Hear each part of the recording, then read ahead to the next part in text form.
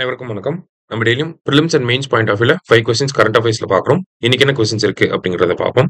First question, by how much percentage will the registration fee be reduced when registering all types of immovable property including house and plots in the name of women at registrar office அப்படின்னு கேட்டிருக்காங்க.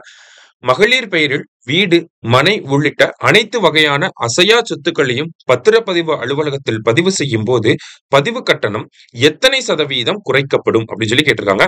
இந்த ஒரு அறிவிப்பு அப்படிங்கிறது பட்ஜெட்ல வெளியாயிருக்கும். நம்ம வீட்டுல இருக்கக்கூடிய பெண்கள் பெயர்ல வீடோ இல்ல லேண்டோ நம்ம ரெஜிஸ்டர் பண்றோம் அப்படின்னா ரிஜிஸ்ட்ரேஷன் ஃபீஸ்ல இருந்து ஒரு பர்சன்டேஜ் வந்து கம்மி பண்ணுவாங்க. சரிங்களா? அப்ப 1% அப்படிங்கிறது தான் கரெக்ட் ஆன்சர். ஏப்ரல் 1, 2025 இருந்து, அதாவது நாளையில இருந்து இந்த ஒரு விஷயம் நடைமுறைக்கு வரப்போகுது. அடுத்தது, Article 312 provides for the establishment of All India Judicial Service which shall not include any post inferior to that of அப்படின்னு கேட்டிருக்காங்க.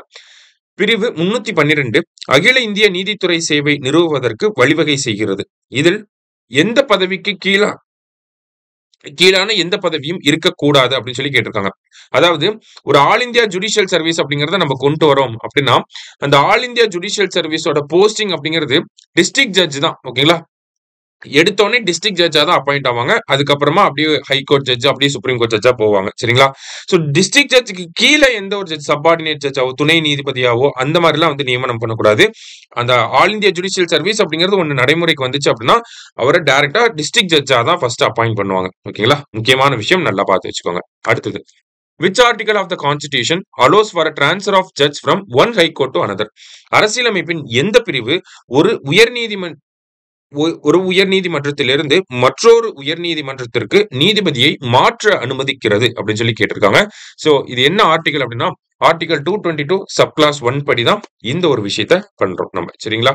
அடுத்தது, which section of the Bharatiya Nagarik Suraksha Sanhita deals with prohibitory orders அப்படின்னு சொல்லி கேட்டிருக்காங்க. பாரதிய நாகரிக சுரக்ஷா சன்ஹிதாவின் எந்த பிரிவு தடை உத்தரவுகளை பற்றி விவாதிக்கிறது அப்படின்னு சொல்லி கேட்டிருக்காங்க. சோ நமக்கு 144 தடை உத்தரவை பத்தி கேள்விப்பட்டிருக்கோம். இது கிரிமினல் ப்ரொசீஜர் கோடுக்கு கீழே இருக்கும் இல்லையா? அதே மாதிரி இப்போ கிரிமினல் ப்ரொசீஜர் கோட் பதிலாதான் பாரதிய நாகரிக் சுரக்ஷா சன்ஹிதா அப்படிங்கறத நம்ம கொண்டு வந்திருக்கோம்.